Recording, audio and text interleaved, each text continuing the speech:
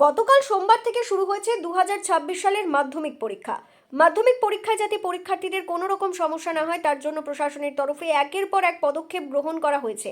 আর এই মাধ্যমিক পরীক্ষাতেই এবার দেখা গেল এক ছাত্রীর অদম্য লড়াই, পরীক্ষায় পাশ করার অদম্য চেষ্টা।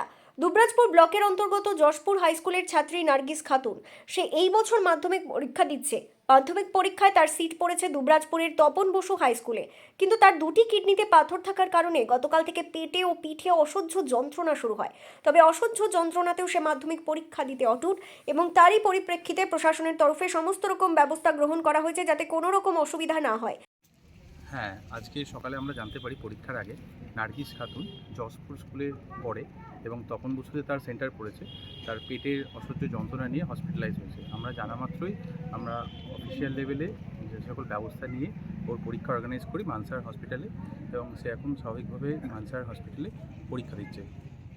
নার্গিস গতকাল পেটে যন্ত্রণা নিয়ে দুবরাজপুর গ্রামীণ হাসপাতালে ভর্তি হয়। আর এই খবর প্রশাসনের কাছে পৌঁছতেই তাদের তরফ থেকে দুবরাজপুর গ্রামীণ হাসপাতালে বসেই তার পরীক্ষার বন্দোবস্ত করা হয়েছে। হাসপাতালে বসেই এখন মাধ্যমিক পরীক্ষায় পাশের আশায় বীরভূমের দুবরাজপুরের নার্গিস খাতুন, উনি মাধ্যমিক পরীক্ষার্থী। কিছুদিন আগে প্রচণ্ড পেটে ব্যথা, কালকে রাত্রির থেকে বমি ছিল।